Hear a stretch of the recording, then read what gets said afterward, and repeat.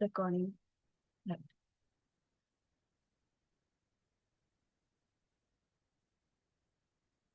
Are you still seeing the screen?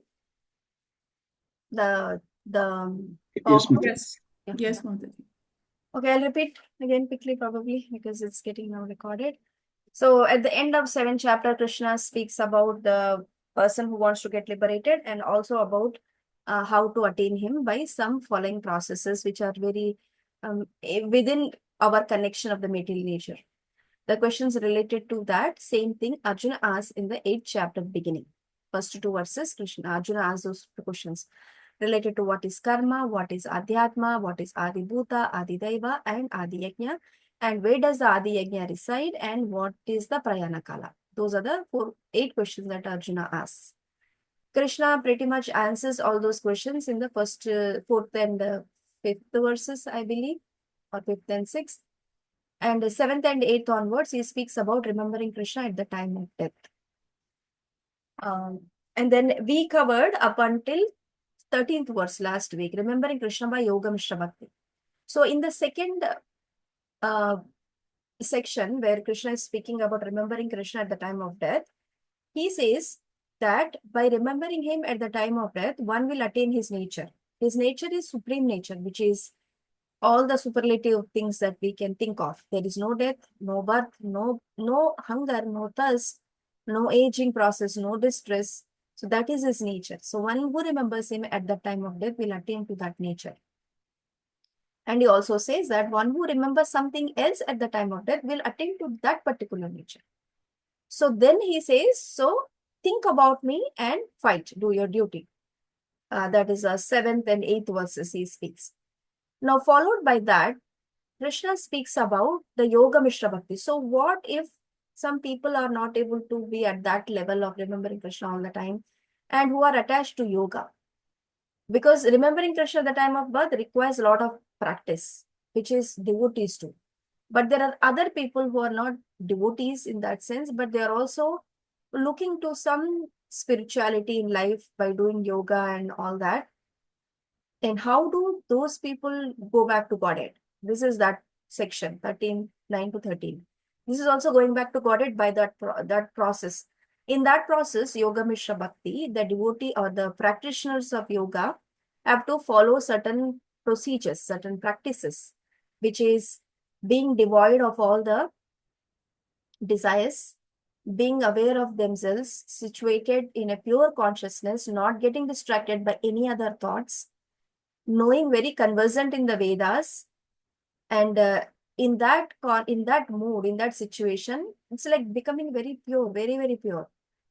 In that state, if he remembers Krishna at the time of death, then he will also attain the same destination, which is reaching Krishna. So that process we have gone through last week is kind of very difficult process, right? Like there is no other engagement for the senses. Like engaging senses is only just to keeping it quiet and following certain processes of remembering Krishna very, very strictly, following knowing all the essence of the Vedas, that Lord has to be known by the Vedas and by basically know the Vedas and follow the process. That is kind of very strict process.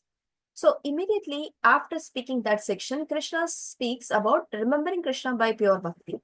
Let's see what he says in the 14th verse. I hope I'm sharing the right screen. I'll share.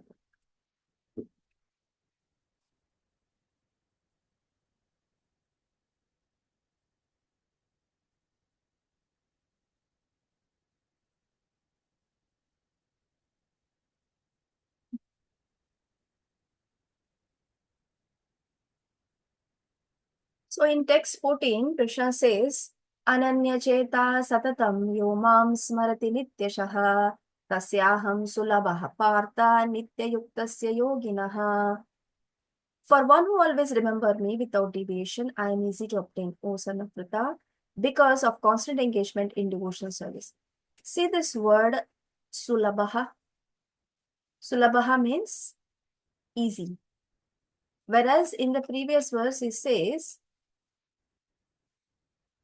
vibrating supreme combination, one links. So this is, we saw the 3-4 verses are there at the, like, it's a little difficult. Closing the doors of the senses, keeping life air on the top of the head, and become detachment from all the sensual activities, then uttering Omkara, like there is, and being very celibate, and knowing the process, how to attain salvation, all that is what is required to attain Krishna at the end of the life, by also uttering the syllable Om.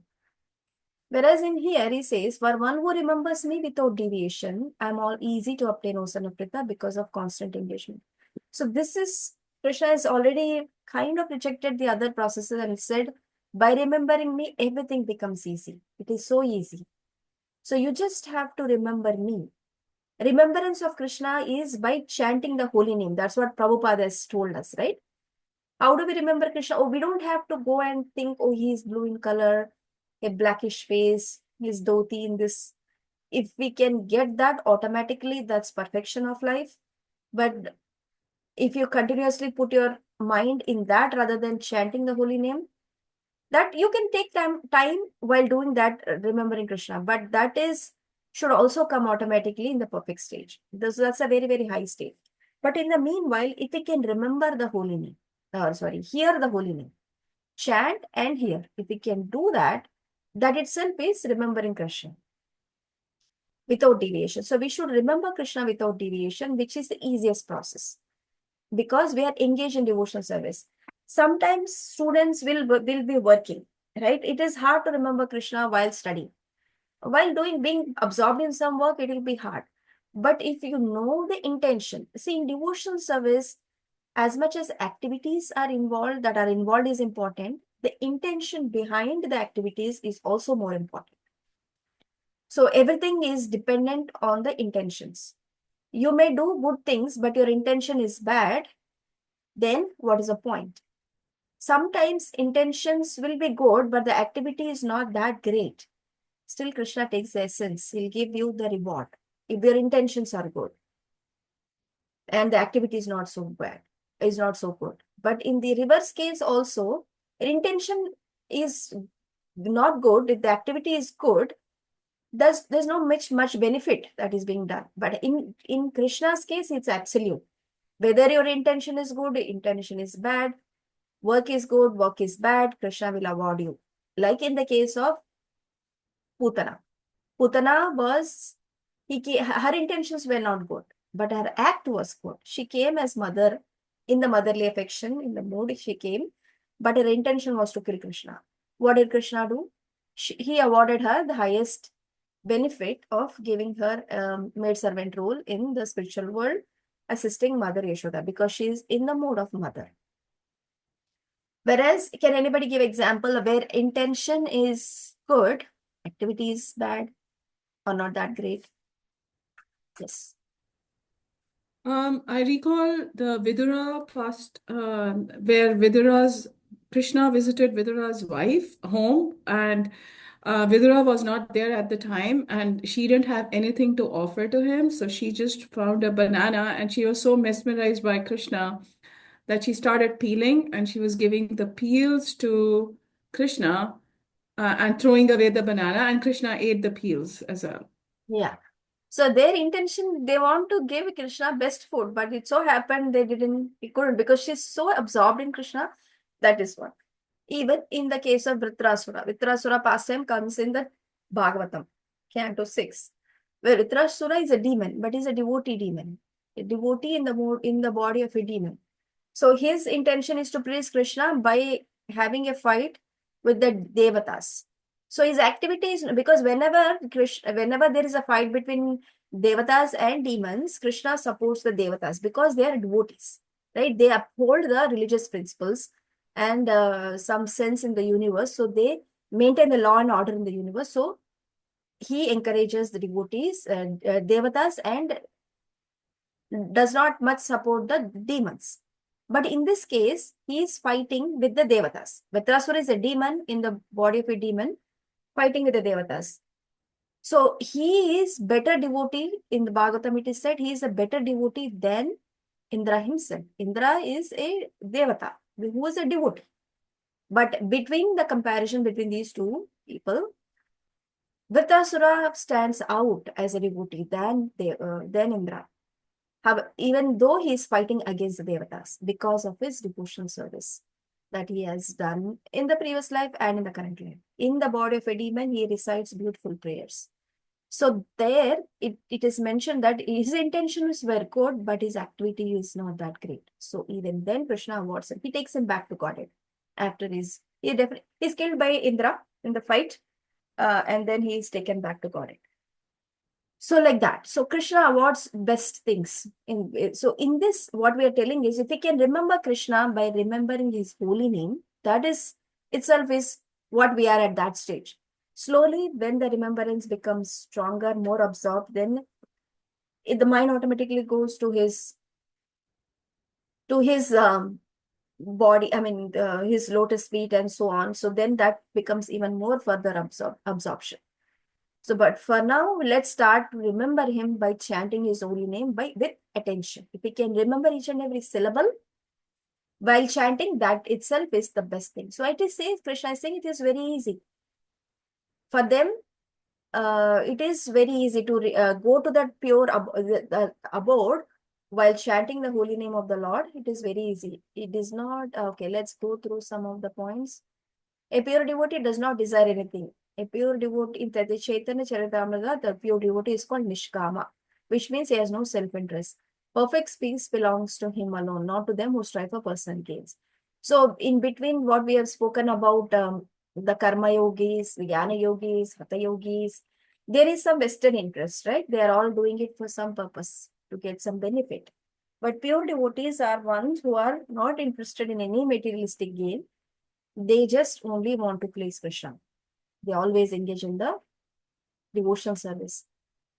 So if a pure devotee always engages in devotional service to Krishna in one of his personal features, Krishna has various planetary expansions and incarnations, as Rama Narasimha. So any Vishwatattva incarnation. Some may be attached to Narayana, some may be attached to Rama, some may be attached to Narasimha. Everything is fine. Everything is perfect, absolute truth. Within that, Krishna is in the topmost loka. Like some devotees shared some pictures last week where it talks about how the universe is created or situated, and then what is the position of each and every planet. If time permits, we'll go through that more in detail. I think coming up verses has some that.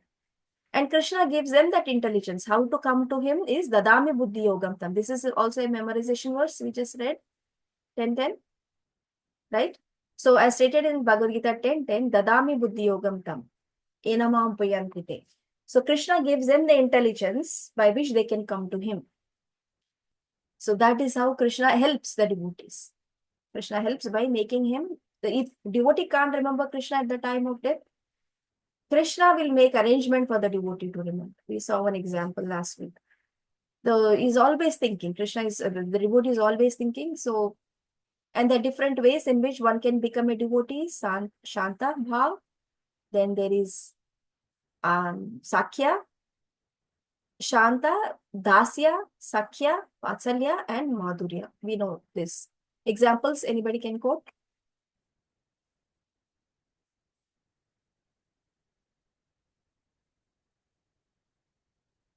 Dasya is Hanuman. Will be like Lord Krishna's flute.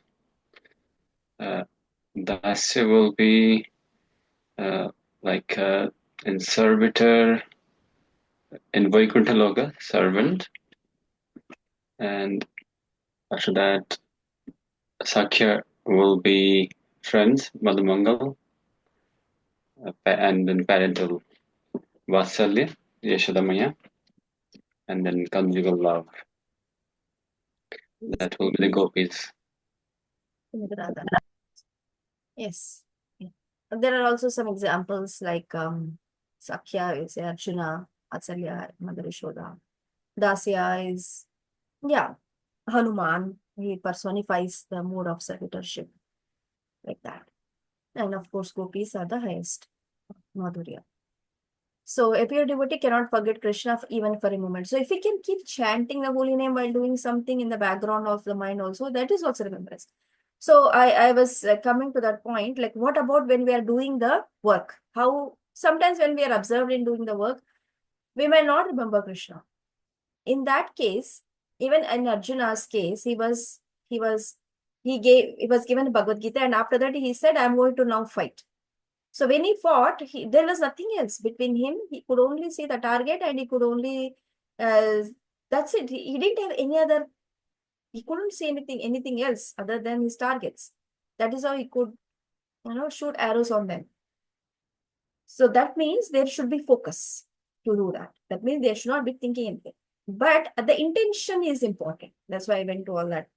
The intention, why we are doing this, to please Krishna. If we can have that intention either in the beginning or in the middle or at the end, doesn't matter. We can have the intention to satisfy Krishna. Intention is important. If we can do this as an offering to the Lord, then you will have full focus, then you will do your job well.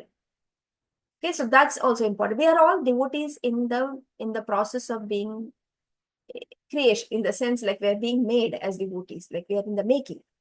In the making, there are a lot of nuances, like we need to do this to get there. Like there is a process, there is a method. In the pure stage, gopis, nobody will have to tell them to remember Krishna, because it's there fully absorbed in Krishna consciousness. For us, we need to make so many adjustments, and it doesn't have to be a lot of adjustments. Just remembering Krishna by chanting the holy name. It's very simple.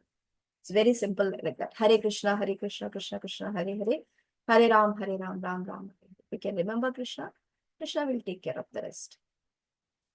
Okay. Now, text 15. Mamupetya punarjanma dukkalayam ashashvatam apnuvanti mahatmanaha samsiddhim paramam gataha.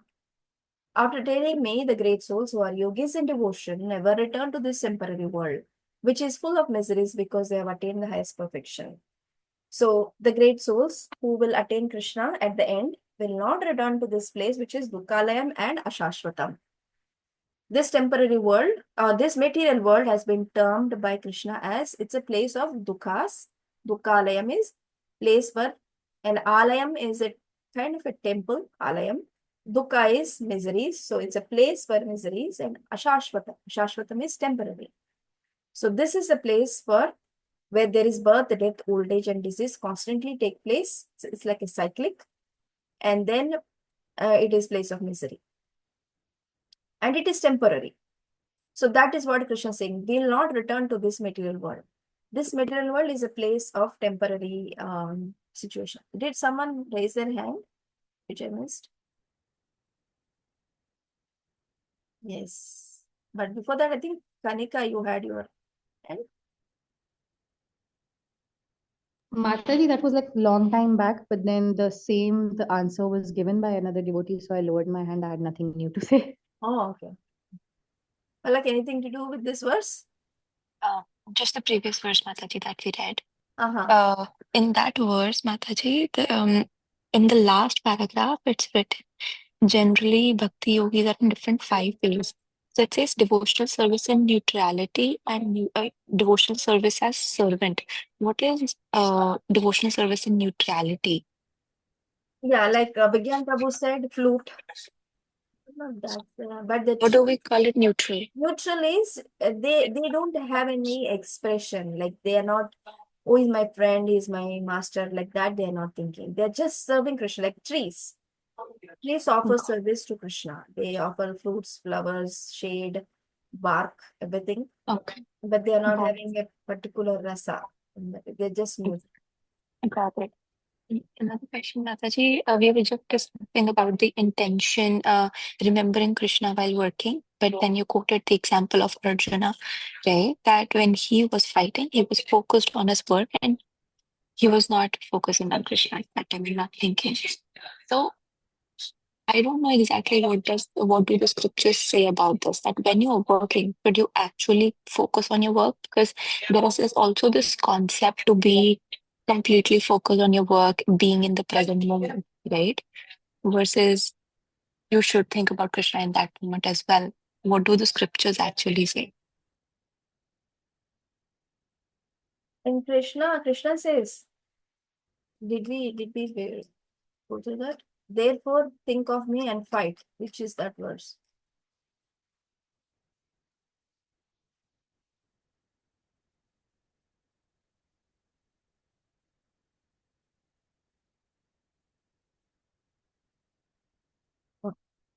You should always think of me in the form of Krishna. At the same time, carry out your prescribed duty of fighting.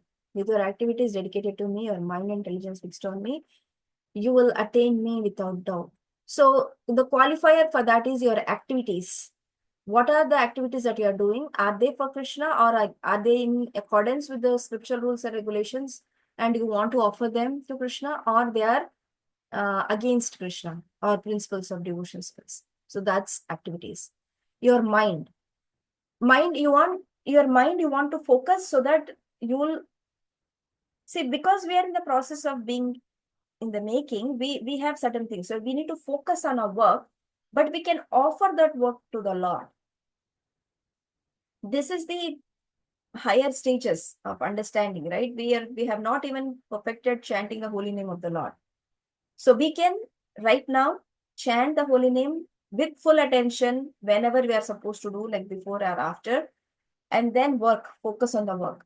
Then we can dedicate that work to the Lord. So our mind is fully absorbed so that I can do this work as an offering to the Lord. That's how you can keep your mind and intelligence fixed on Him.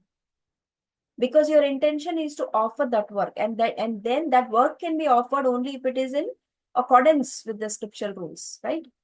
If someone is a butcher, how will they offer that work to Krishna? Because they're killing the living entities who are parts and parcels of the Lord. So the work should be in accordance with scriptural rules and regulations. And the mind is their only focus intention is to offer that thing to Krishna, that result of the work. And then that's how we can always be in the process of Krishna consciousness. Krishna has only said, scriptures, this is what he is saying, Tasmat sarveshu kaleshu mamanushrama yuddhacha. So always think about me in the form of Krishna, and at the same time carry your prescribed duty. It will take time for us to become situated in that way. Like, always think of Krishna. That means one other way we can think is to remember Krishna is to chant his holy name. Chanting is remembering Krishna. So if we can chant and do the work without getting impacted in the focus of the work or the output of the work, that will be best. My experience has been when I chant and do some work, that work becomes better than if I am not chanting. Right? One will say we have to be focused completely, fully. Means you should not do anything else. But each one has their experience. Like if I do my work by chanting in the either in the mind or in out loud, that work turns out to be better, and that work is faster and more focused. That's my experience. So each one has that. If you cannot do that, just do the work, but intention is to offer that to the Lord. So, Mataji, my work lies in the category where I cannot keep chanting while I'm working because let's just say I'm in calls most of the time or I'm doing some analysis or whatever, right? So I need to focus there or I need to focus on listening to people sometimes. So I want to know that how can I dedicate that work to Krishna when I cannot, because eventually even let's just say I chant on side. I'm actually not chanting with attention like we talk about, right? Attentive chanting. I am not doing that. Then how do I dedicate my work to Krishna? Like I did this job. I think one way I heard was that, you need to be sound by doing your job, being able to sustain yourself so that you can carry out your devotional practice. Is that the right way? Or there are other ways as well? You're supposed to chant for 2 hours. If you're chanting 16 hours, that happens 2 hours. So those 2 hours, you're not doing anything else. This is totally dedicated to chanting. So that time, if you can remember Krishna by hearing each and every syllable, those 2 hours are done. Then after those 2 hours, you can have gained so much of mental and spiritual. And then if you work at that after chanting, then your work is very efficient. So then you can offer that work at the end to the Lord. So it is same as remembering Krishna and doing the work. If your situation permits that you can chant and do, like maybe in the kitchen, you can try that in the kitchen. When you are not focusing on a client, because we're talking to someone, obviously you cannot chant. But if you're cooking in the kitchen, then that time you can chant and see how that helps. So that's also remembering Krishna constantly with mind and intelligence and activities dedicated to him. Right? There's not just one statement. Krishna is qualified and added more to that. If you always think of me and carry out your duty, that may be hard, right? Because you're not able to do that. While doing work, if you're talking to someone or doing some analysis, you cannot think of something else. You need to do that. But if your activities, they're all in scriptural evidence, in alignment, and then your intelligence, you're scheming to go back and chant. See, like we said, mind is in the mode of goodness. So intelligence comes in, contaminates, adds colors to it, either in the mode of goodness, passion, ignorance. So if you can scheme to get it done quickly and go back to do an actual business of doing devotional service, your intelligence is fixed. Then if people may get it done with the work, go and enjoy. Their intelligence is fixed on that. So devotee's intelligence is how soon can I be done with this work so I'll be free and do my other, like that's actual work actually. If I can go back to attend that. So that's your intelligence is fixed. You may not be thinking of Krishna during that 2 hours, 3 hours of work time, but your intelligence is fixed that you will finish this and go back to doing active devotional service. That's what my thought. But Srinivas Prabhu, you want to add anything?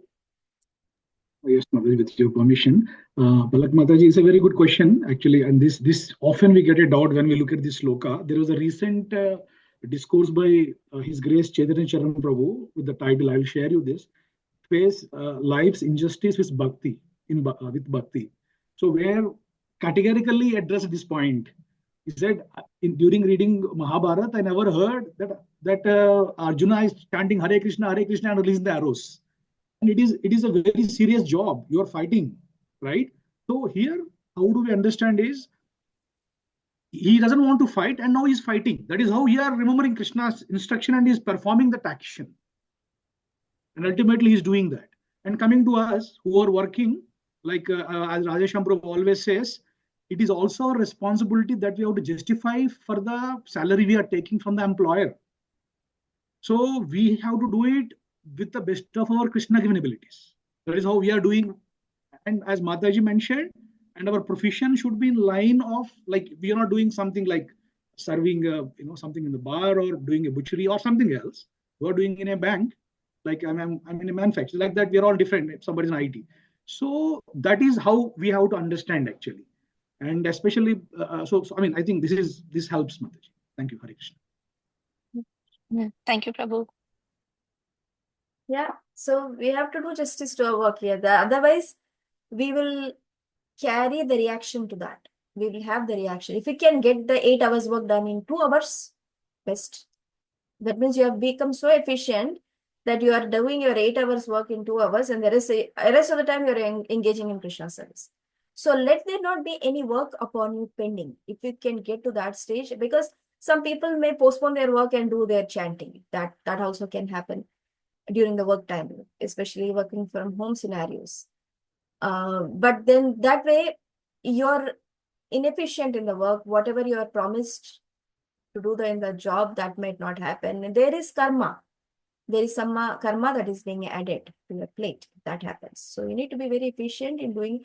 Let there not be any work pending, and then the remaining work you can. So there your mind and intelligence plays a role, right? You're making sure your plate is completely done in the work situation as well as in your Krishna conscious activities. That's what I hope it's getting clearer. Yes, In Mataji. practice. Thank you. That is why it is devotional service in practice.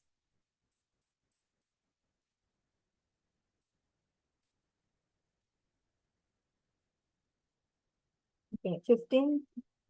So yeah, no coming back, no birth, no death. After going back to Godhead, then there is no coming back into the material world. Now, Krishna, this is the next section, which is 14 to 16. Remembering Krishna by pure devotion, by pure bhakti. We are in the last verse of that, which is Krishna is telling now, Arjuna, Abrahma bhuvanalokaha punaravartino Arjuna mamupetya tu kaunteya punarjanmana vidyate. From the highest planet in the material world down to the lowest, all are places of misery, wherein repeated birth and death take place. But one who attains to my abode, O son of Kunti, never takes birth again. So Krishna is speaking about the Brahma planet, which is the topmost in this universe. The universal, last time when we spoke about that the universal creation, the creation, not universal creation, the creation was shown. There are pictures in ISKCON where how universe is depicted is shown with the universe that we are in, which is four-headed Brahma's universe. Above that, various not planets, the coverings of the universe, then Brahma Jyoti, then Sadashiva planet, then Vaikuntha planet, then top up is Krishna Loka, Goloka. So even to the highest planet, which is in the universe, which is Brahma's planet, there is repetition of birth, and repeatedly there is birth. And that means there is birth, death, old age, and disease at that stage also. But our Brahma, who is four-headed, Chaturmukhi Brahma is what is called, is a pure devotee. So usually these posts are given to very, very qualified people, pure devotees. Otherwise, who will become Brahma? Right? He is the creator. He's a secondary creator. Lord is the primary creator and Brahma is a secondary creator. So he is the creator. So he needs that much qualification. He has, most of the time, he is a devotee. There is said that if there is no qualified people for taking the post of Brahma at some situation, in some planet or in some universe, Krishna himself becomes Brahma and goes to create the universe. So that's not what we are here. We are here to talk about our universe, which is four-headed Brahma. He is a devotee, is constantly in meditation, and he has created this secondary creation of the material. So even in his planet, because he's a pure devotee, in his next situation, which is after his 100 years, he'll go back to Godhead. Suppose if the Brahma is not a pure devotee, or maybe he has not made use of his life of 100 years in a better utilization of the Lord, there is a chance he may come down. That means there is birth. There can be a death. There will be a rebirth for him. And the people in his planet. So they are all pure devotees, right? So this Brahmaloka has got devotees who are very, very elevated also. And in there, they can also, for sure, because they have done so much of devotional service, in the next creation, they will go back to Godhead, or the next, when Brahma's dissolution of the universe happens. But there is a situation that they can also come down. So always that choice is there for the living entities, right? So Krishna is saying, Abrahma Bhuvana Loka, this is your memorization verse. So even from the highest planet in the material world down to the lowest, all are places of misery wherein repeated birth and death take place. But one who attains to be abode, O Kunti, will never take birth again.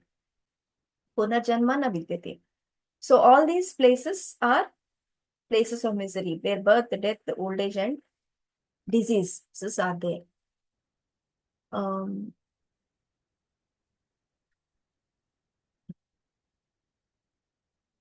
Those who progress in Krishna consciousness on the higher planets are gradually elevated. So in Brahmaloka, they can be gradually elevated to the higher planets at the time of universal devastation, are transferred to the eternal spiritual kingdom. Baladev Vidyabhusan, his commentary on Bhagavad Gita, quotes this verse. Brahmana sahate sarve samprapte pratishanchare parsyante kratatmanaha pravishanti parampadam. When there is devastation of this material universe, Brahma and his devotees who are constantly engaged in Krishna consciousness are all transferred to the spiritual universe and to specific spiritual planets according to their desires. So if they are worshippers of Lord Vishnu, they'll be going back to that particular planet, Vaikuntha planet of Vishnu. If they are devotees of Krishna, they'll go back to Goloka, Vrindavan. So Brahma, along with his associates who reside in the Brahmaloka, they are doing a constant devotion service, they'll go back to Godhead. If not, they. So this means that there is birth, death, old age, and disease in this entire universe, no matter where you go. Only thing is, we within the universe also, if we can do devotion service, we can go back to Godhead. That's what Krishna is telling. Yes. Mataji, in this verse, Krishna is saying that one who attains my abode never takes birth again. I don't exactly remember where I heard this, but I heard that we can fall back again. I think it was in the Unit 1 lectures. Mataji told us that we can still fall back if we develop that ego again. There's still a possibility we can fall back. Is that true? Or is it like there's no chance we can develop that ego again? In multiple places, Krishna says that one who goes back to his planet will not return. Multiple places. In 12th chapter, he says a lot. In 15th chapter, he says that a lot. They'll reach my planet. See, the fall down, like I have this example of when you are falling down, even when Bharat Maharaj fell down, he was at Bhava stage. He didn't go back to Godhead. He was at Bhava stage. Krishna is so merciful that he fell, but he didn't lose his remembrance. So he has become a deer in the next life, where in the deer life, he remembered everything. What mistakes he did, how he came back, came down to a deer. He remembered everything, as if he had entire memory. And then he never mixed with the other deers. He only mixed with the devotees. And then he became a Jada Bharat in the next life. That means when the fall happens, it's not too much fall.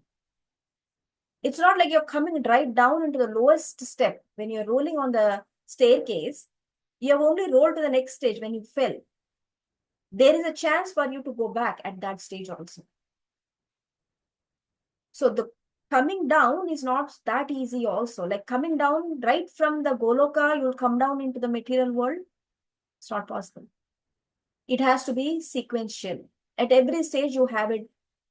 You have a choice whether to go back or Bharata Maharaj was given the deer body. In the deer body, deer remembered everything by the mercy. But deer could have made a choice. Now that I'm a deer, let me mingle with the deers.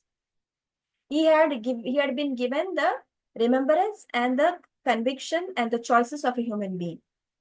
He could have taken both. Either he chose to become associated with the devotees. He did not choose to associate with the deers.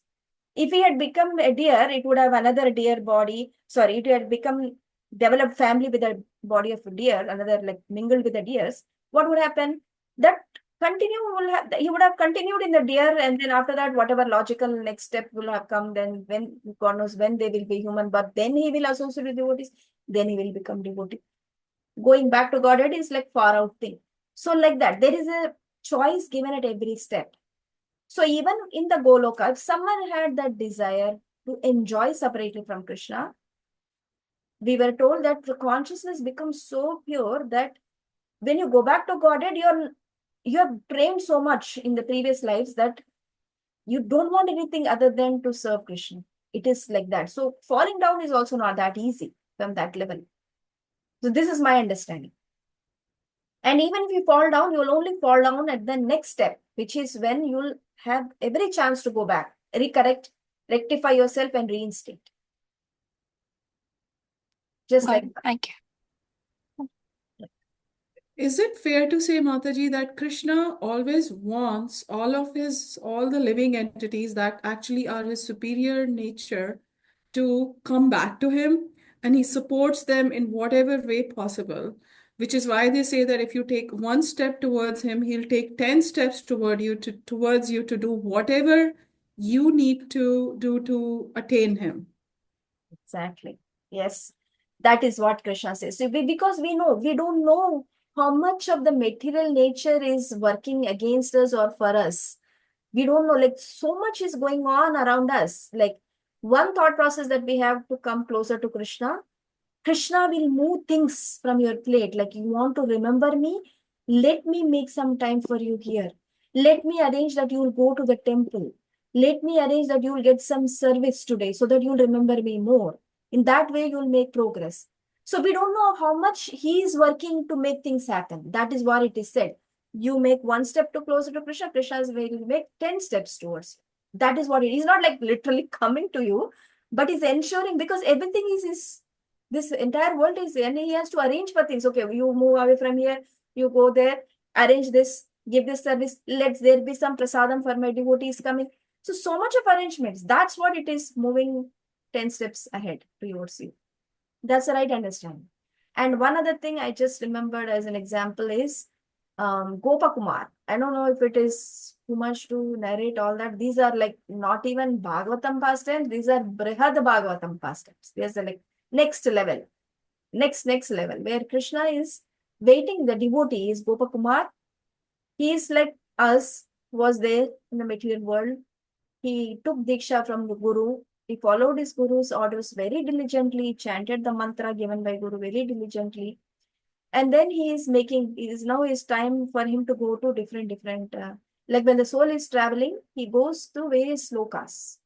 So the road travels not just, again, when we go up, it's not directly we are going back to Godhead. This is another thing, that we will be taken to the soul will be taken to different lokas and see if we would like to be there.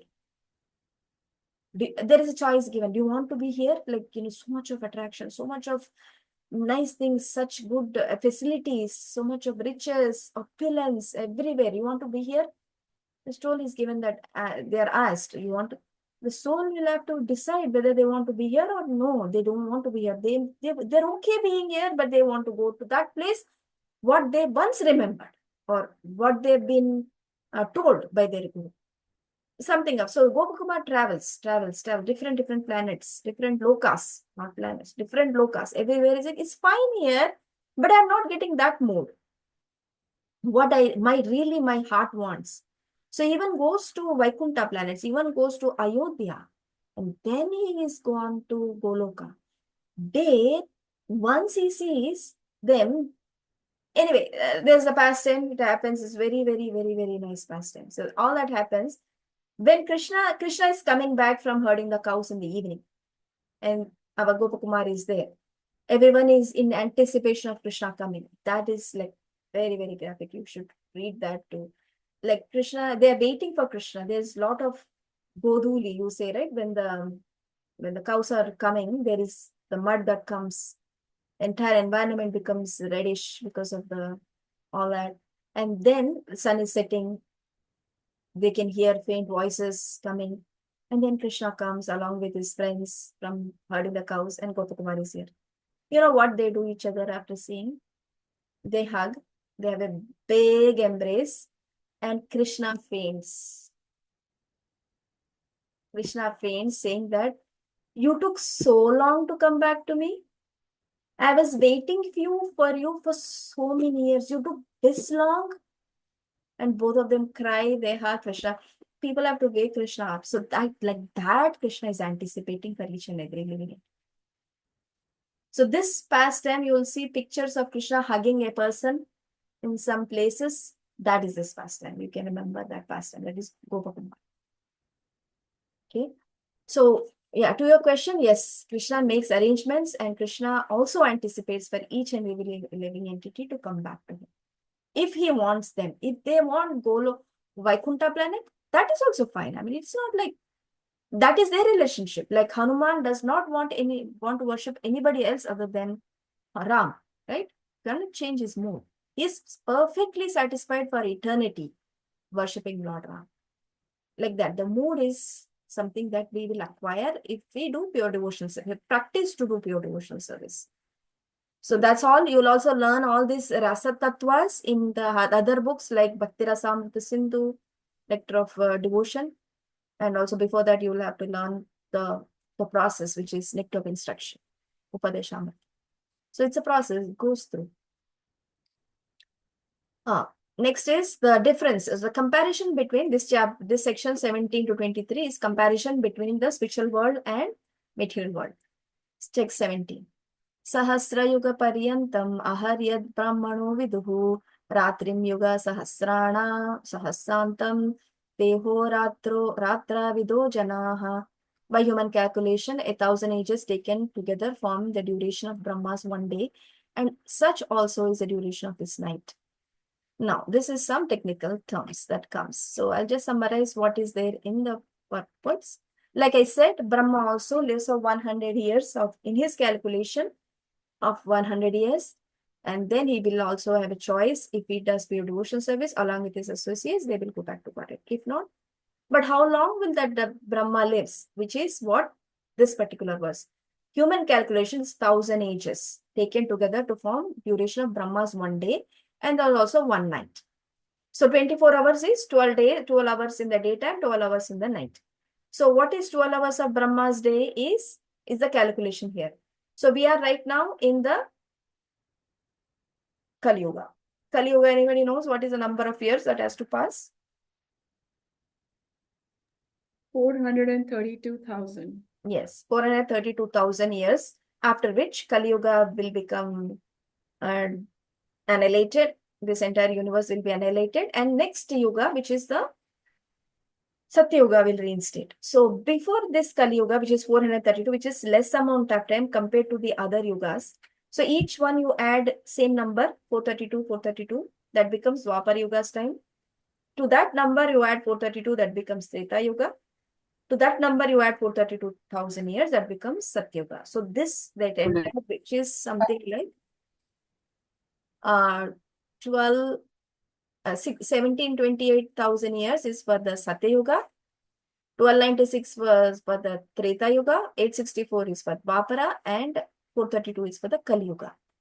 So this, you now add all these numbers: 1728,000, 1296,000, 864,000, 432,000. We add whatever number that comes is one Yuga cycle, which is what is Krishna saying, 1,000 ages. That is, that one age, which is either Divya Yuga or Chatur Yuga, one Chatur Yuga. Like that, 1,000. The combination of all these numbers, addition of all these numbers into 1,000, right? That is one day, 12 hours. And similar addition you do, that becomes is 24 hours. So whatever number you get here, by adding all this into 1,000 is 12 hours, into that plus into 2 is 24 hours. So that is one day. Now you can multiply that by 12, 30 for his 1 month, multiplied by 12 for his 12 years, 1 year, and by 300 it becomes his entire lifetime. And that is equal to 312 trillion human years. That is how much Brahma lives.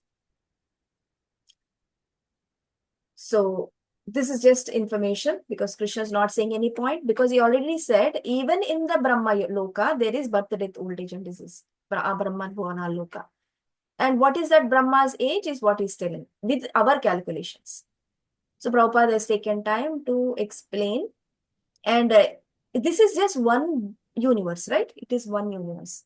Like that, unlimited universes are coming out of the body pores of Mahavishnu.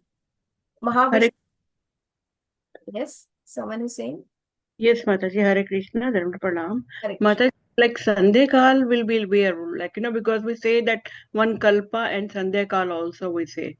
So that is also added apart from the Kalpa. I'll show you a picture for that. Okay. Yeah, thank you, Mataji. Yeah. So saying there are a number of unlimited number of universes are coming out of the body pores of Mahavishnu, who's residing in the water. And this is one universe like that. What we are talking about, which is 312 trillion human years, is the one universe where Chaturmukhi Brahma is there, four-headed Brahma. There are other Brahmas who are 10-headed, 100-headed, 1,000-headed, and you can expand that number, maybe million-headed also, Brahmas. That means there are universes which are greater than our universe. Our universe is considered to be a smallest universe. In Bhagavatam, it is compared to a small banyan tree. Very, very young, small banyan tree, our universe, because it's very small compared to other universes. So the Bhagavatam, the Bhagavad Gita, all that scriptures that we have is for our universe. So it is very relative to our universe, so we'll read that one. But having understanding that there are other universes also. So this Brahma lives for that much time. Even in spite of living that much time, there is death. But Krishna is saying, whoever comes to my planet, he will not go back to go back and fall in this universe, in this universal creation. Right? Yes. Yeah, Ishita? Yes, Mataji. So, just a quick question. So, you said like there are other Brahmas and other universes also. So, just wanted to know that all this calculation is just like we say that we have passed 5,000 years in Kali Yuga and then 427,000 are remaining. So, that after this Satyuga will come again. So, is this only for our universe or like annihilation will, when they refer to annihilation at the end of Brahma's lifetime, all Brahmas same age, like, or if they annihilate, all the universes will go again to the navel of Mahavishnu, and They how have their does that? cycle. We are in one universe, which is our universe, wherein this is a cycle time, 301 trillion years, after which Brahma will go back into the body of Mahavishnu. This is for our universe. Other universes, we have no understanding. We only know that when Krishna, there's a past time how it is, why we are talking about this particular point of Brahmas. When Krishna, after in your Krishna book, or maybe not in Krishna book, I don't know in which past time it comes, Krishna is having pastime when he was on the earthly planet, and then at that time, his doorkeepers come to tell him there is one visitor at the door and he wants to see you. They come and tell Krishna that there is a visitor. Brahma comes, our four-headed Brahma comes to his door and says, I, Brahma, came, please let me have audience with the Lord.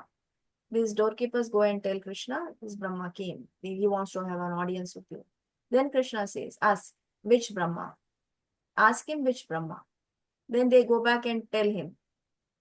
Krishna is asking which Brahma you are. Then Brahma says, what do you mean? I am Brahma, four-headed. I am the Lord of the universe. I created the universe. Then he goes back and they go back and relate that to Krishna. Okay, Krishna says, ask him to come. He comes. As he's coming or before he comes, there are so many other Brahmas that are paying obeisances to Krishna. So many Brahmas.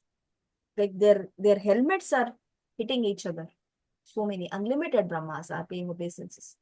Then Brahma understands, okay, just to take my pride, Krishna has shown me this pastime. I am only four-headed. There are 10-headed, 100-headed, 1,000-headed, million-headed. They're all paying obeisances to Krishna.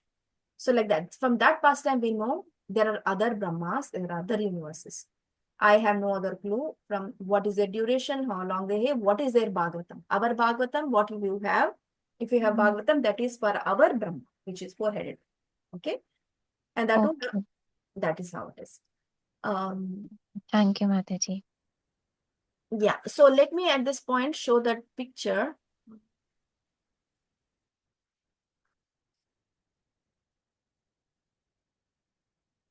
Should we do this also? Okay, let me show that picture. I don't know how much.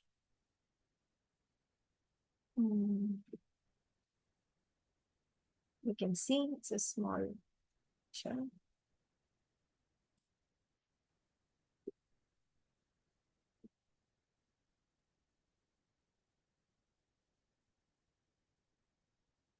Can you see? Visible? Yes, Mataji. Okay. Oh, okay. So one day of Brahma. This is what we just learned, right? One day, which is all that numbers multiplied into 12. That becomes one day, and similarly one night. So that is 432 billion years, which comprises of 14 manvantaras and 15 sandhyas. Night is the same as length. So this multiplied by 2 will be his night, right? Of course. Now, at every 12 hours, Brahma goes back to sleep, right? When he sleeps, the entire lower planetary systems from the Patala Loka, which is all up to his planet or the upper planetary system, they are all annihilated. When Brahma wakes up next day morning, he has to create them again. So this is one day of Brahma. Within this Brahma's 12 hours, 14 Manvantaras come, Manus. Right now we are in Vaivashvata Manu, which is what Krishna says in 4th chapter. What does he say in 4th chapter, beginning? That I spoke this knowledge to Sun God, Sun. and Sun God spoke that to Ikshvaku. To Ikshvaku spoke Manu to, to Ikshaku. Sun what God does to he Manu. say? Sun God to To Manu. Manu. Manu to Ikshavaku. Vivaswan. Yeah, Vivaswan. Vivaswan. That's Manu's name. Vivaswan is Sun God Sun is God. Vivaswan. Yeah, verse. Can you someone quote that verse? Can look up.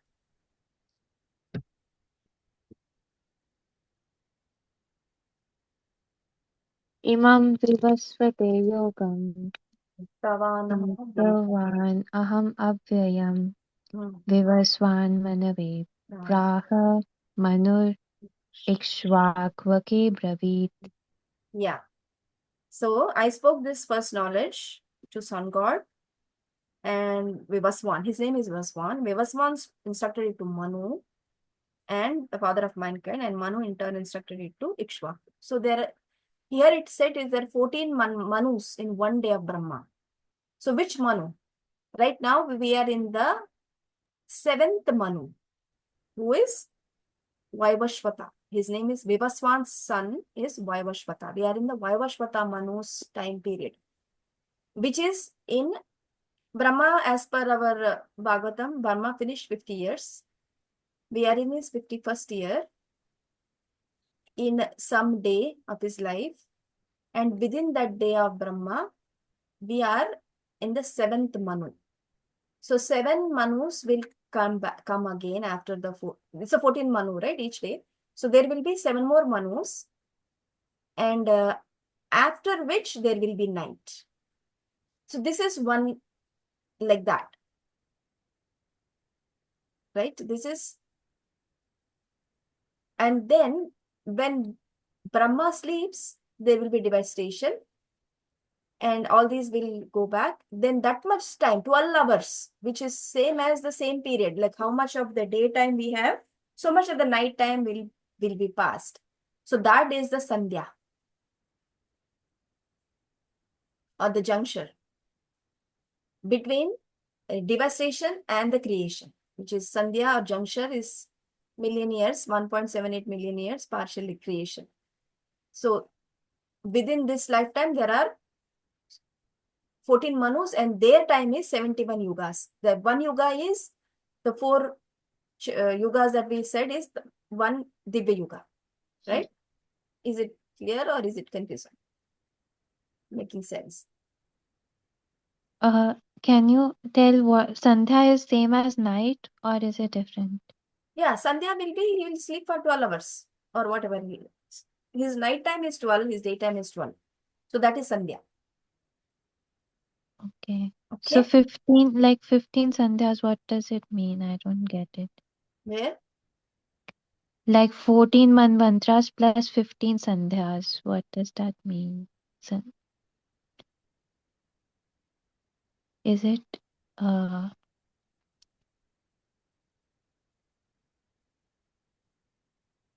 Let's go from the down. So we are in the Kali Yuga, this right side, Dwapara.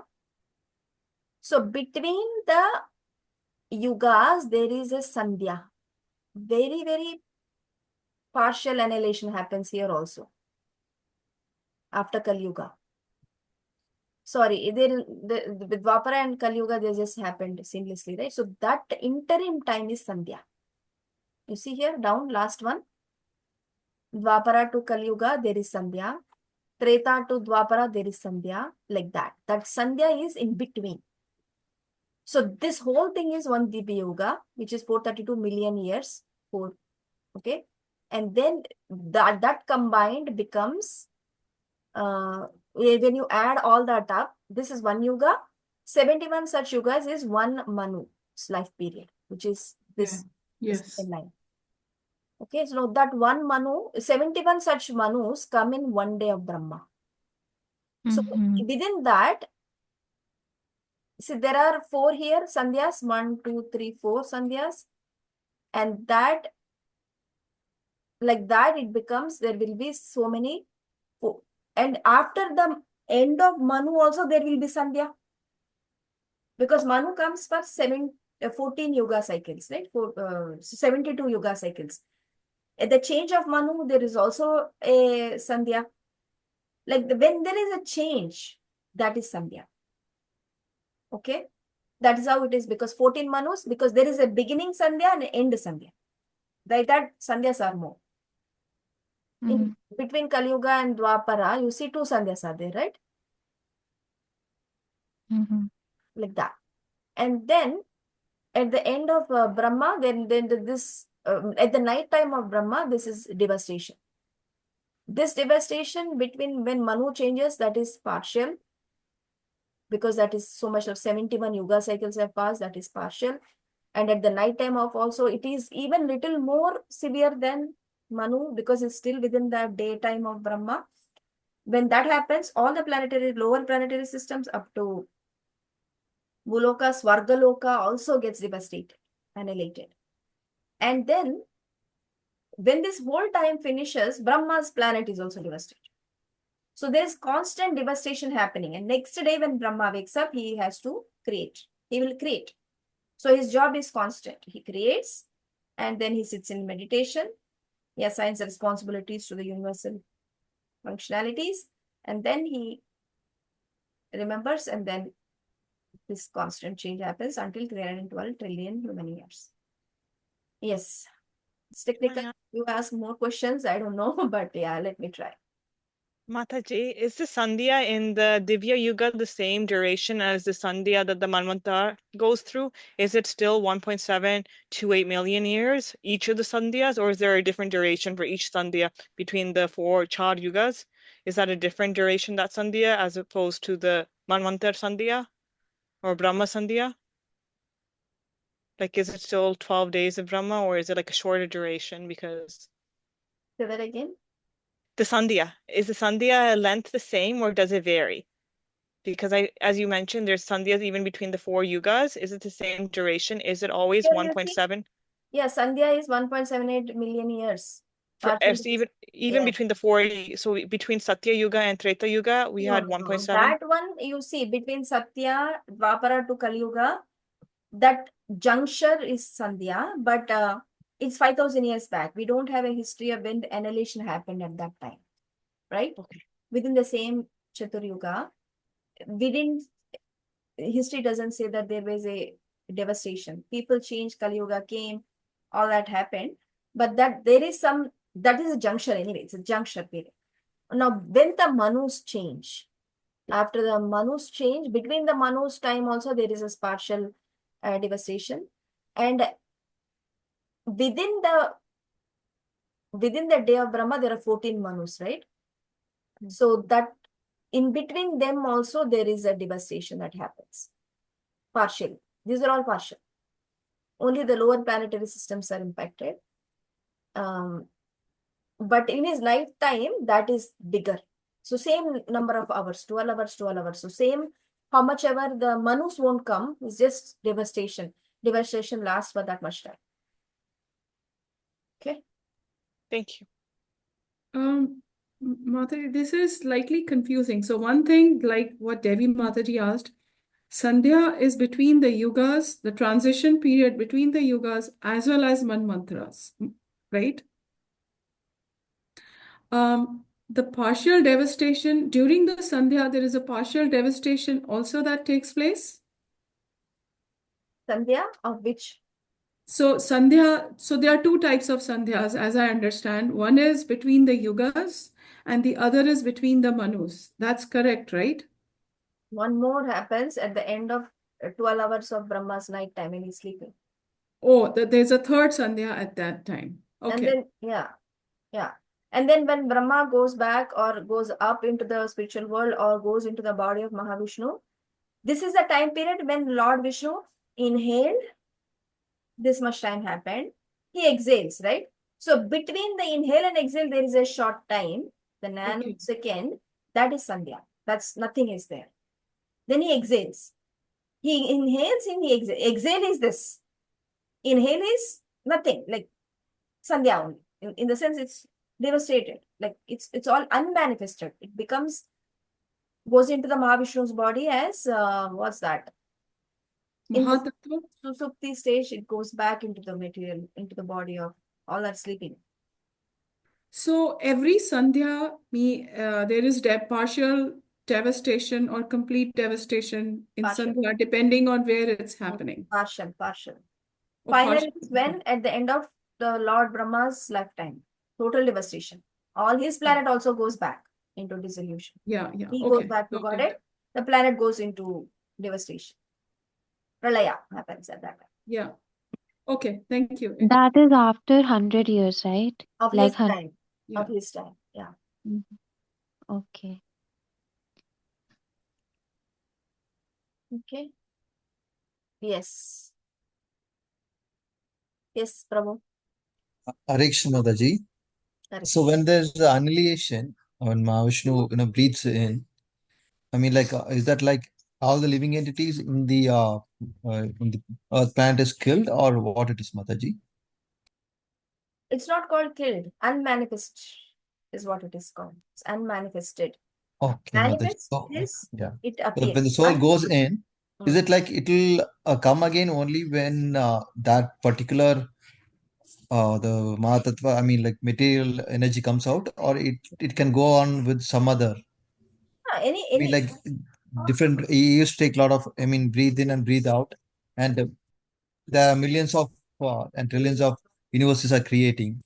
So once the soul goes in, so does it wait for the same one to come out, or it goes out in a different universe also?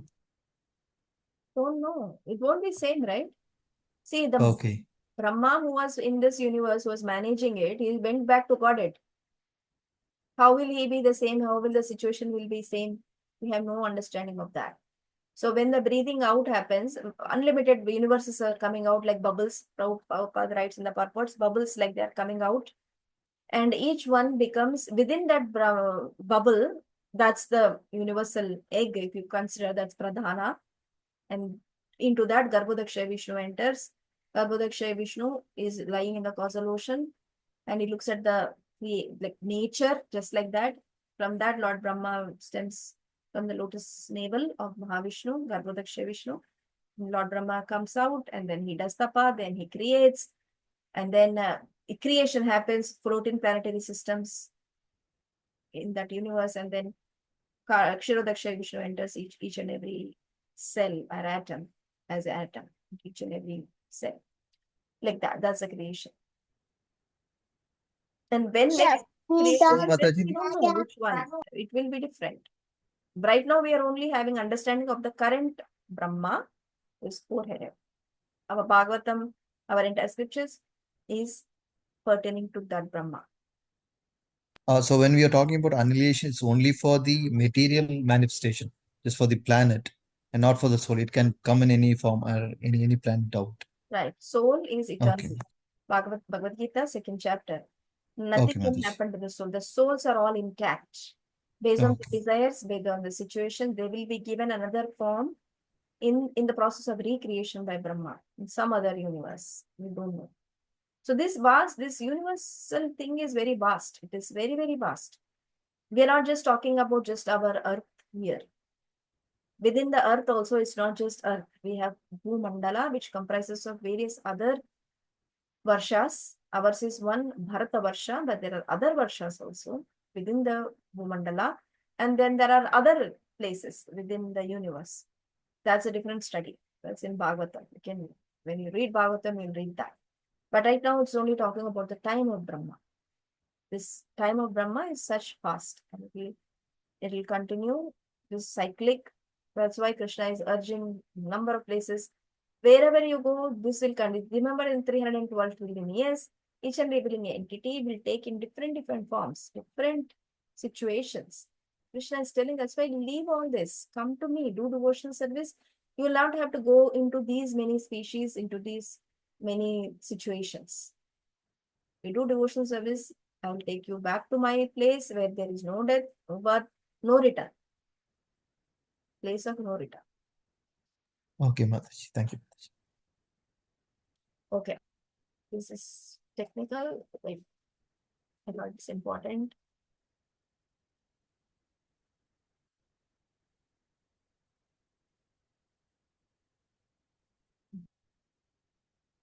I think we have, so we'll quickly go through that.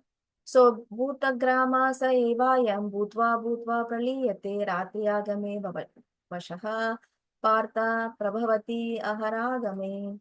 Again and again, when Brahma's day arrives, all living entities come into being, and with arrival of Brahma's night, they are helplessly annihilated. They have no choice. It's helpless. Vavasha. Vashaha. Vivashaha means helpless. They have no choice. Right now, we have choice. But once the annihilation happens, everything goes into Brahma's body, or Mahavishnu's body, is helpless. They have no choice. They just have to go with that flow. And then when the night and the daytime of Brahma arrives, then they will come back into the living entity. Which Brahma? We don't know. Yeah, let's read this, explain the whole thing. Someone can read this.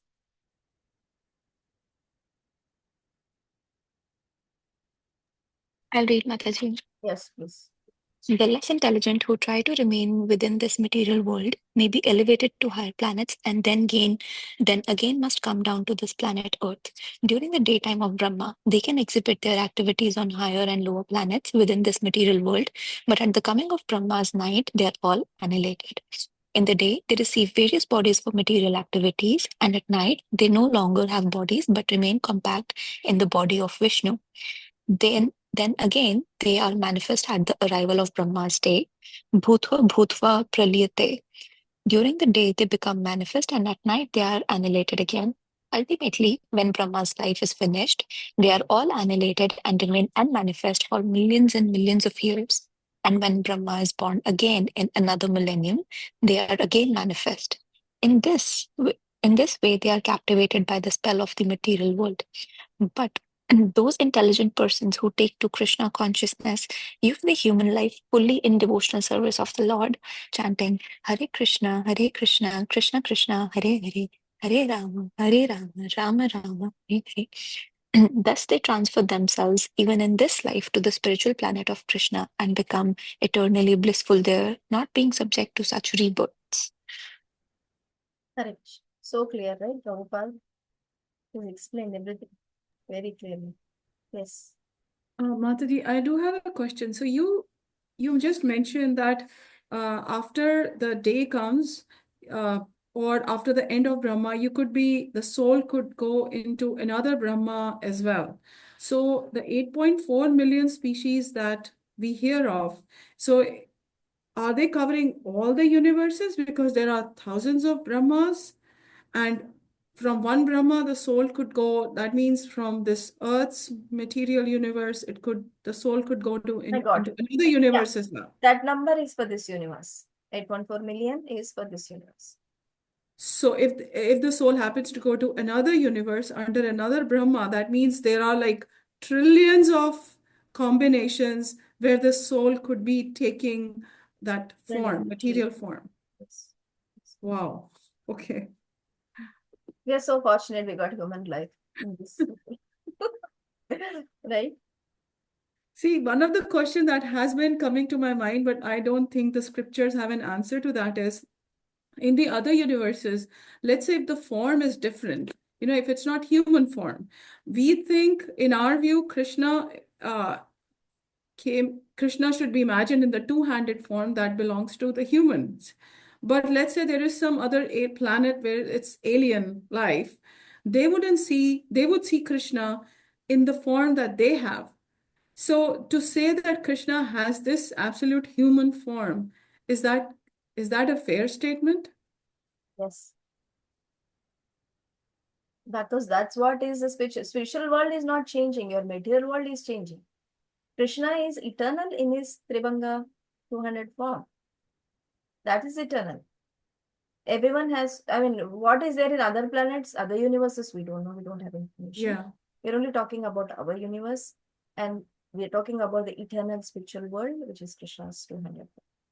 Which means that the human form, two-handed form, is actually the highest form that one can get before they can attain Krishna. What? Is it fair to say that the human form that we have, like a two-handed form, same as Krishna, is the highest material form that we can get in order to attain Krishna? We can go as Devata also. Yeah, but that's also two-handed form, right? Yeah. Yeah, okay. So that one is closest. Okay, I see. So we are really fortunate that way, that we have that intelligence and the two-handed form in trillions of species. And if we still waste that birth, then I mean it's a golden opportunity, diamond opportunity that we are missing out on. They are called as Atmahas, healers of the souls. Who does that? Who waste their opportunity? They are called Atmahas. Atmahas, okay, instead of Pashantis. Mahatmas. Pashantis. Prabhupada says in one of the Yeah. verses. Yes. Rascals. Yes. Perfect. Thank you, Mataji. Krishna Avatari Prabhu. Mataji, the question is the bodily persons who are getting annihilated at the time of the night of Brahma, and these bodies are but remain compact in body of Vishnu. That means we are merging with Vishnu by the time of annihilation. Merging means he has compartments in his body where he will store them. We are not merging. Okay, so they are not liberated yet, but they they are are not going to liberated. be inert and remain there without any action. Exactly. That's not liberation. Liberation is when you're doing service. There is no service, you're sleeping. Like I keep saying this word, Susuti. It's like my favorite word. We are sleeping. Yeah, okay, got it. Thank you, Mataji. Okay, next section we have to move quickly, which is material and spiritual. We read the last verse, right? Then 17th is what we read. 19th is what we read. 19th is what we read. Okay, within the same section. Yeah, we have to do 23 today. Yeah, 23. 20. Parastasmastu bhavonyo vyakto vyaktat sanatanaha yahassa sarveshu bhuteshu nasyatsu na vinashyati. Yet there is another unmanifest nature which is eternal and is transcendental to this manifested and unmanifested matter. It is supreme and is never annihilated. When all in this world is annihilated, that part remains as it is, which is Krishna's loka. The entire material manifestation can be annihilated because there is constant repetition of birth, death, old age, and all these diseases happening.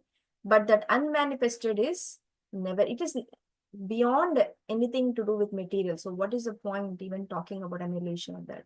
Krishna's superior spiritual energy is transcendental and eternal. It is beyond all the changes of material nature, which is manifest and annihilated during the days and nights of Brahma. Krishna's superior energy is completely opposite quality of material nature. Superior and inferior nature are explained in the 7th chapter. We saw that, right? 7th chapter. What is inferior? Superior is the living entity. They can either go into the superior quality or inferior quality, like that. Yeah. Okay, 21. Avyakto akshara iti yuktas tam ahu paramam gatim yam prapyana nivartante taddama paramam mama. That which the Vedantis describe as unmanifest and infallible, that which is known as the supreme destination, that place from which, having attained it, one never returns, that is my supreme abode. Now here Prabhupada speaks about that unmanifest means, okay, we have heard about this word in unmanifest in the earlier context where they become unmanifest and infallible. This word unmanifest, let me speak about that. Where we spoke in the earlier case, when the living entities enter into the unmanifest state, that is still material, right? It is still in the material, in the sense they are in the body of Mahavishnu, who's spirit. Because there is nothing in this world, right? In this universe. Krishna and Krishnas. Like I said, if you're not Krishna, then you have to be Krishnas. So there's only one Krishna and everything else belongs to Krishna. So where will they be? They have to be with the Supreme Lord in the unmanifest state, which is consciousness-wise, it's the lowest conscious. Whereas the Vedanta is here describing the unmanifest supreme abode of the Lord, which is not manifested to the material nature, which is not manifested to the material senses. That is unmanifest. And infallible means where there is no falling down. Okay. So that abode is described by Brahma himself. When Brahma does, in the beginning of the creation, when Brahma is born, he sits on the navel of the lotus stem, on the top, on the lotus, and he doesn't know what to do. He only hears two things, or one thing. He only sees pitch darkness backs out. Like wherever he sees with his eyes, there's only darkness. There is no light. There is no sun. There is no light switch. It's only dark, pitch dark. And then he hears the flashing of the water. Because he is on that navel of Garbhodaka ocean, Lord Garbhodaksha Vishnu's navel, he is sitting, and there is water around everywhere. So he is only hearing the flashing of the water, like waves are hitting each other. That flash sound he is hearing. And there's only darkness. In that situation, what is he supposed to do?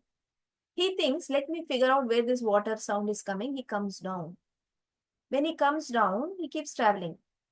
1,000 years of his, like he lives for that much time, right? He travels, not 1,000 years because only he lives for his time, 100 years, 1,000 celestial years. So one celestial year is the time calculation is related. Okay, we have our time calculation 24 hours.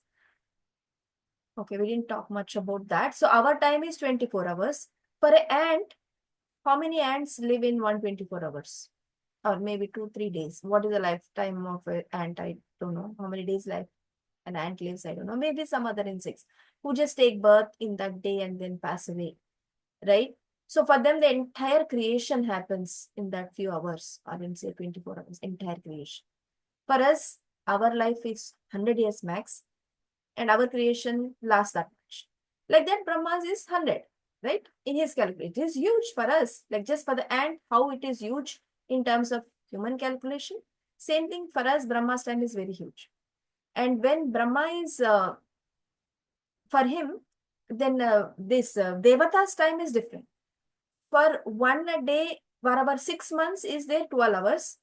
Another 6 months is just 12 hours for them. So our 24 hours, their 24 hours is 1 year. Our 1 year. So when we pass 1 year, that is Devata's 1 day. Like that. You can extrapolate, do some calculations like that. So Brahma traveled down. He wanted to hear the sound of the flashing water for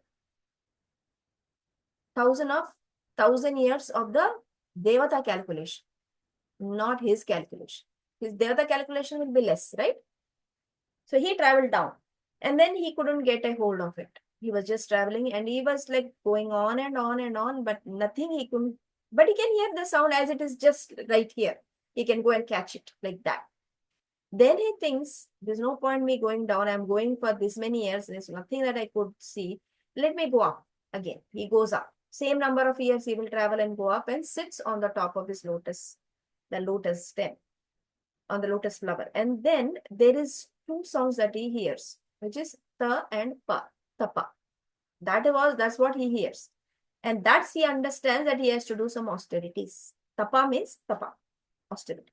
When he hears that, he does austerities. He sits in trance and does austerities. What kind of austerities? It's not given, or at least I don't know. So he does austerities.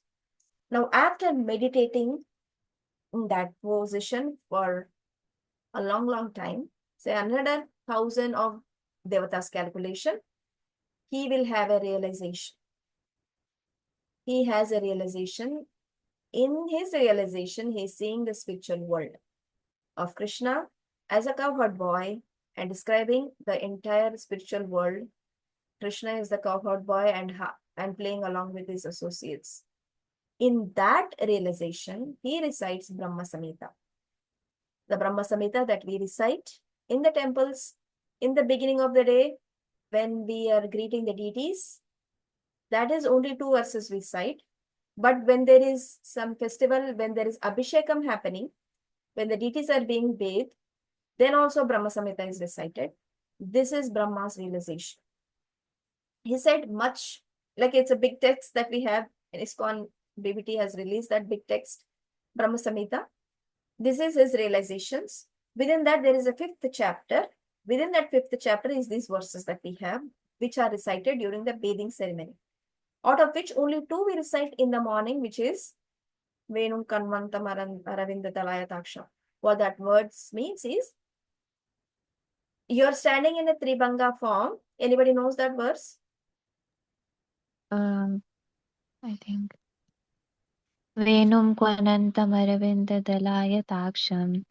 Varhavatam Samasitam Buddhasundarangam Kandarpakoti Kamaniya Vishesha Shobham Govindamati Purusham Tamaham Bhajami.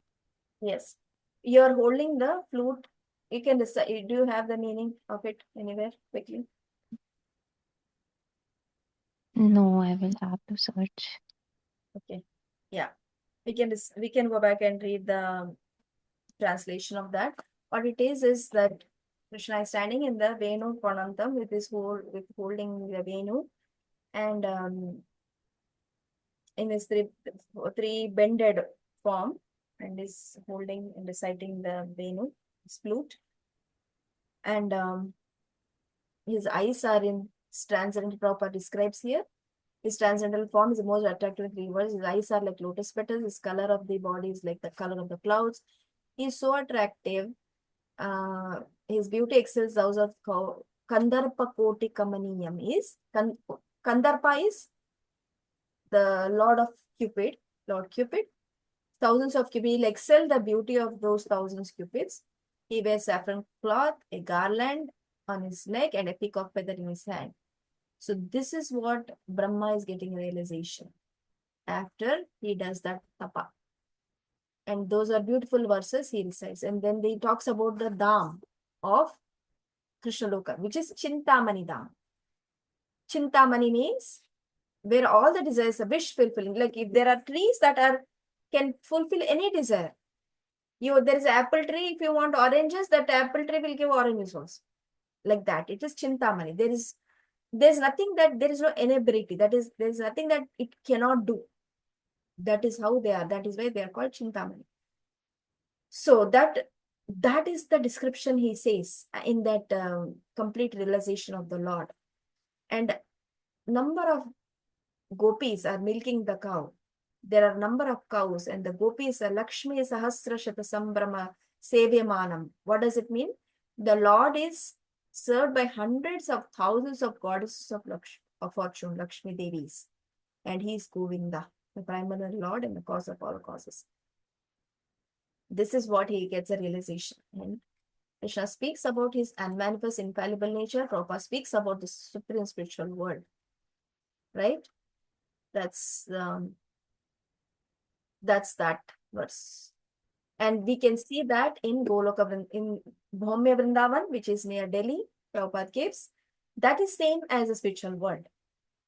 That Vrindavan that we have, which is 80-90 miles south of Delhi, is a replica of the supreme Goloka Vrindavan located in the spiritual sky. Krishna descended on this earth 5,000 years back, and is sported in the land of Vrindavan, which is around wherever we go. But one needs to have eyes to see Vrindavan in the way Vrindavan has to be seen. So we need to develop that vision. That's a different topic. Okay. Questions?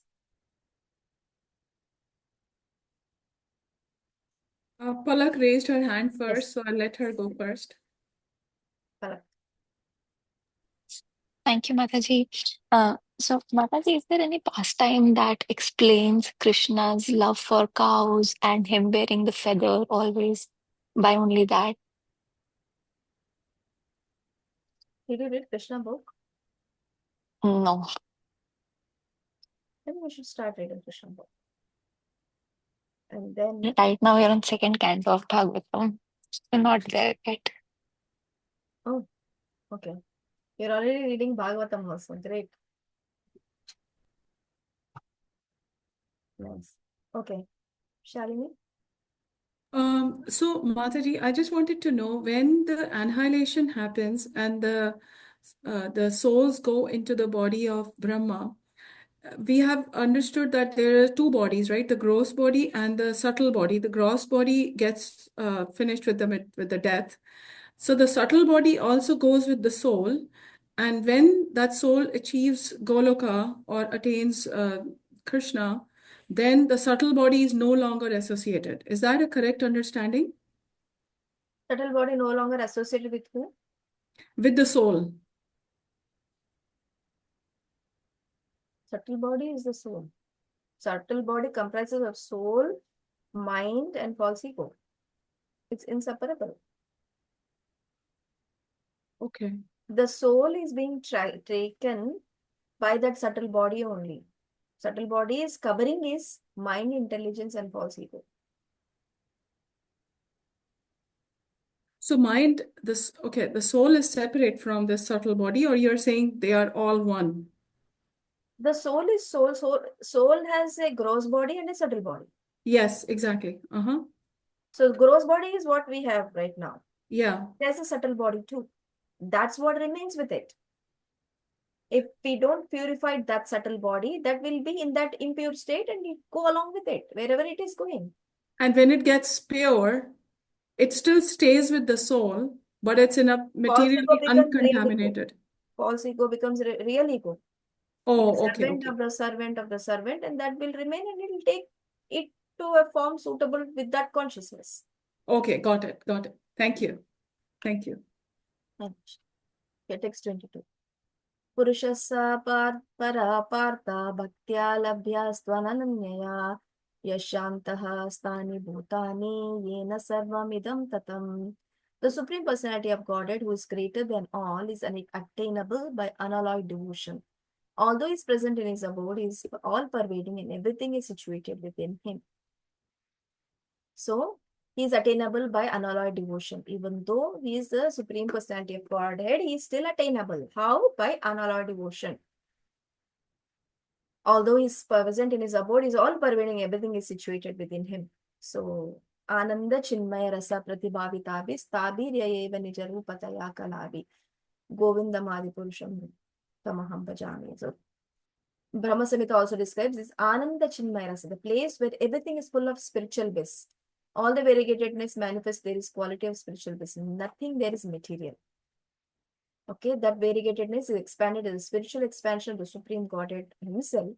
But the manifestation, there is totally of the spiritual energy. Yeah.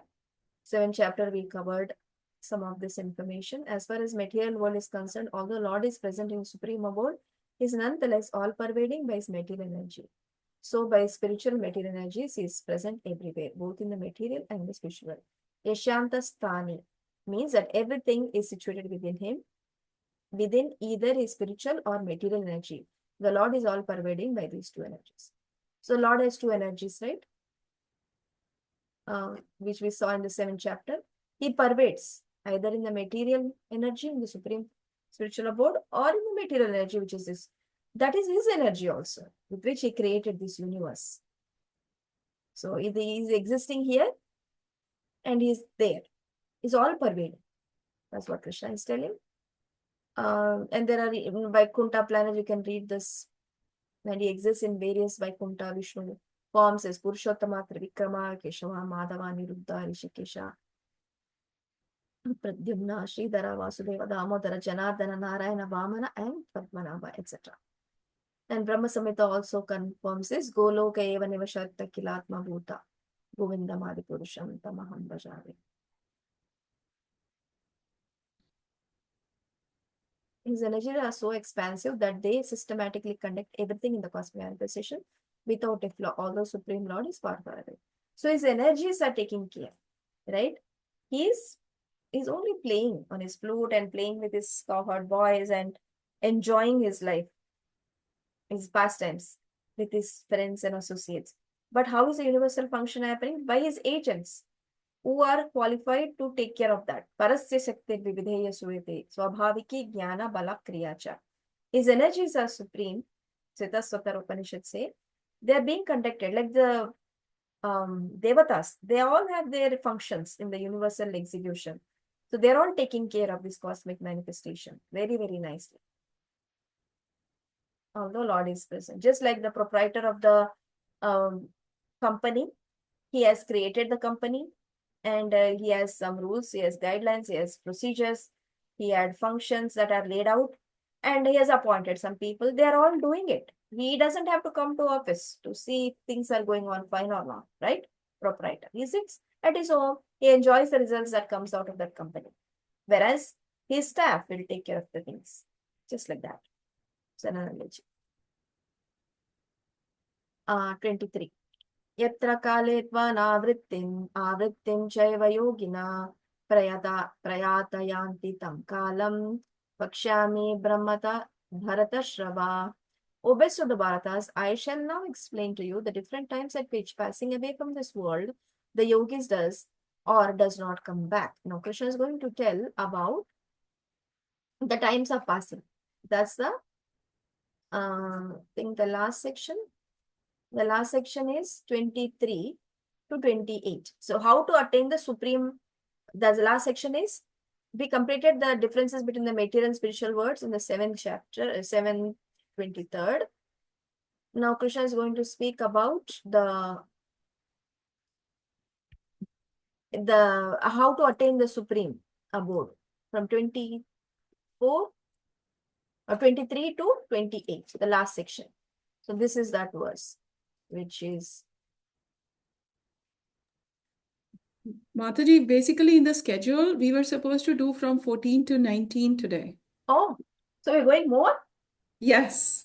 Oh, then we'll stop. That's why I thought I'd point out. Oh, then next class is how much? Tomorrow? 20, Sunday, Feb 2nd, it says 20 to 26. Oh, then we have one more class in 8th chapter? Yes. When, next week? Sunday, Feb 2nd, it says 20 to 26. Even though there are 28 verses in Yeah, the I chapter. think that's a mistake. It's okay. Yeah, so it should be 20 to 28. No, yeah, that's okay. So we covered till 22. We'll cover 23 onwards next, because that's a section. How to obtain the supreme. Different times of fasting. Yeah. We completed until 22nd. Yes. Mataji, my question is from the very first verse that we read today. I think I asked you about neutrality, where you talked about the flute and the tree, right? So I was just thinking about that, and I also know that the soul. It's my understanding that the soul decides its birth based on the level it has achieved, right? The next one. So what makes someone to become a tree? Because the tree's life is so long, it doesn't get to do anything in the service of Krishna or memorize Krishna in any way. So how do we look at a tree in terms of the soul? First of all, the tree didn't make a choice. It made some choices in the sense like it has been awarded. It's an award that has been given to that soul to become conditioned as a tree. So this is the creation, right? So that's why we can consider ourselves very fortunate. We got a human form of the body, which we can perfect it to make it in the service of the Lord. Now, trees in the spiritual world are very, very fine doing their tree service of being Shanta and awarding pleasure to Krishna and his associates in the way they are, by giving shade, by giving fruits, by giving leaves, flowers, etc. So they are also serving Krishna. It's not like they are not serving Krishna. That is I hope I got your question right. So they are also serving Krishna, but in the spiritual world, but in the material world, you see they are not doing anything. That's what you're telling. But they are also serving somehow Krishna, like whatever fruits we are taking from the tree, they're being offered to the Lord. that tree is fruit. The tree is conditioned, right? It is in the mode of ignorance. It's very, the entire material nature, we only humans have the free choice, right? All others, they are going through that process of transmigration. It's a very slow process. They are transmigrating. So from the tree, it lives for a long, long time. Yes, that's true. They live for a long time, and then they also die, right? Trees also die. Then there is a soul in the tree that don't know where it goes. So that is happening. It's a cycle that is going through. Then we can understand from the pastime of Nalakuvera Manigriva, where Narada Muni curses the two sons of Kuvera, Nalakuvara and Manigriva to become trees. Those two trees were residing in the courtyard of Nanda Maharaj for God knows how many years, thousands and thousands of years, until Krishna came and did that pastime. And they were liberated. They died. The trees were uprooted. That means they died, and these souls came out and they went back to God, or they were reinstated in their position. Right, like that. So it's a process of transmigration. God, thank you, Mataji. Yes, anything else? Could I just add something, Mataji? I've also been, like, I've heard from other devotees to be tolerant like a tree. So a tree, it's actually, as you said, is soul giving. It gives us fruit. It gives us shade in the winter. And then I heard from other devotees that trees that live in Vrindavan, those are most fortunate because they serve devotees and they've been with the Lord when he was in this lifetime. And then I just remembered from the Krishna book, Uddhava's pastime as well, where he wasn't a tree, but he wished to be the grass that the gopis stepped on. So even that's the type of way where you think they're so qualified. What's the best way to serve them? You think that you're so low, you can't serve them anyway. So maybe be an inert object and you can serve them by getting them to brush against you. So even as you said, like Krishna leans against the tree. So he's getting shade, he's getting somewhere to sit on, or like the monkeys get to climb on the trees. I'm just thinking of those. So those are little services. The tree is not getting anything for itself because, as you said, it's neutral. It doesn't the relationship, but it's still serving the Lord. Right. Yeah. It doesn't expect anything. Only it wants to give, nothing in return. That's why Mahaprabhu said, Trinadapi Sunichena, Taroriva Sahishana, Tarorapi Sahishana. More tolerant than a blade of grass. The grass doesn't talk back when it is suppressed. Like that. Thank you. Okay. Anything else? Okay. If you all can contemplate the good fortune that we all have received by receiving this human form of body, and appreciate it, and maybe write something about it. Right? How fortunate we are that we have, out of this so much of species that we have within this universe, 8.4 million, we have been given human form of body and we've been introduced to the process. How fortunate are we that we need to make use of the situation? You can write something about it. That will be for next week. Sorry, Mataji, I'm being very talkative today, but I just wanted to share something in this regard.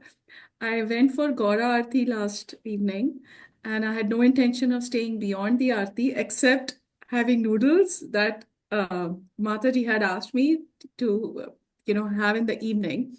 So Nityanand Prabhu, he told me there's a bhajan night. Am I attending? And I told him no. He said, attend, it's going to be really good, and it's going to be in a story form. So promised him I'll attend. If I don't like it, I'll leave.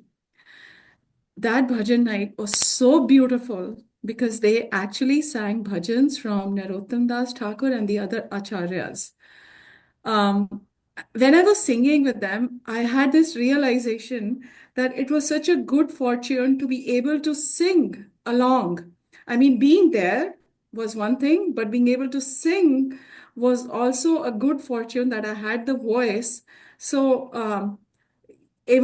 I felt really thankful that I could hear, I could sing, and I could be present. So just wanted to share that with the group. Please write something on it. Sure, Mataji. Yes, will do. So each one of you and recognize the good fortune that you have in your life and write some passage. If you are inspired to share with us, you can share. It can be personal if you like it. That's the homework. Can someone put it on the chat?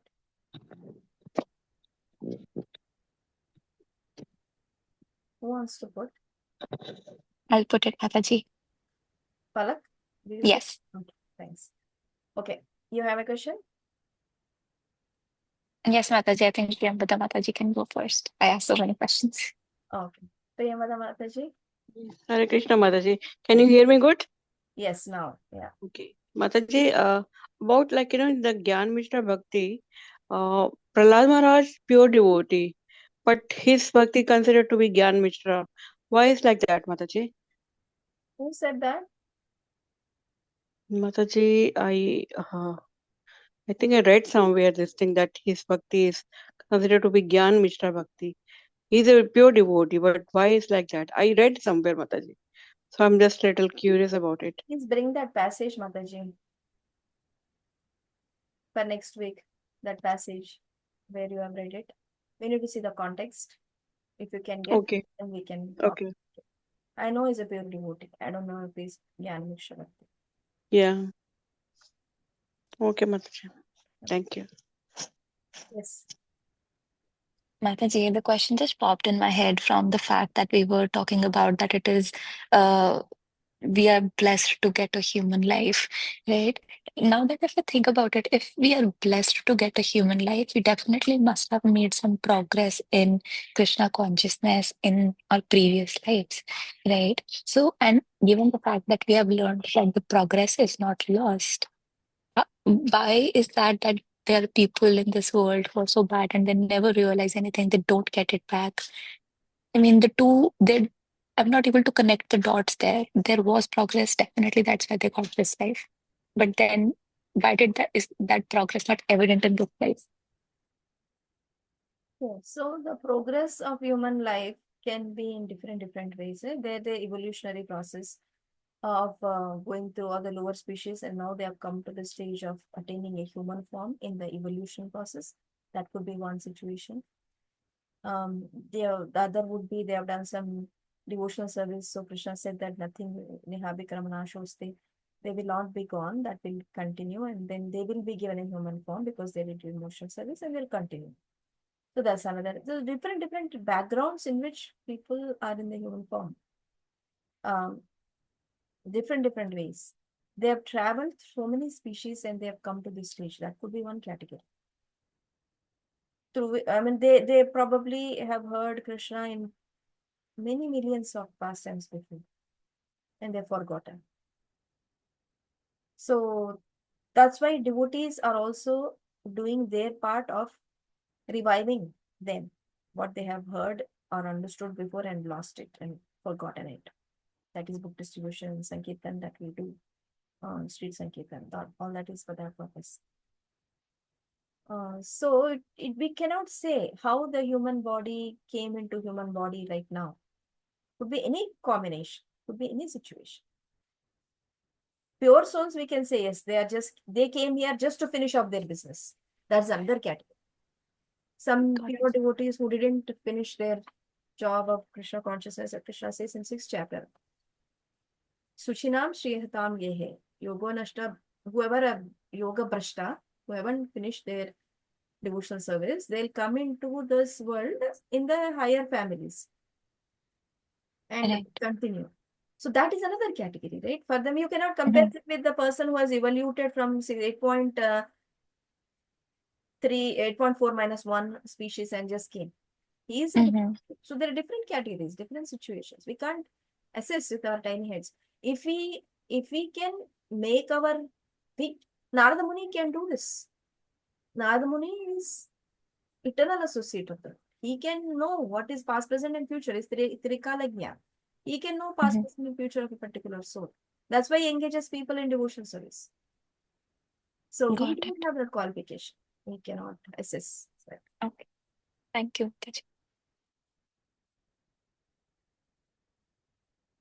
Anything else?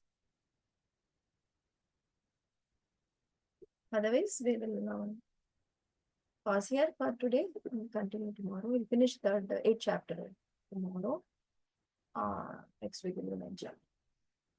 Thank you very much. Ancha kalpatarubhyascha kripasindhubhyascha Vaishnavebhyo namo. Prakriti Vaishnava. Jai Shri Prabhupada. A wonderful Thank you. day. Thank you, Hare Mataji. Krishna, Mataji. Hare Thank you Krishna. so much. Thank Hare you. Krishna.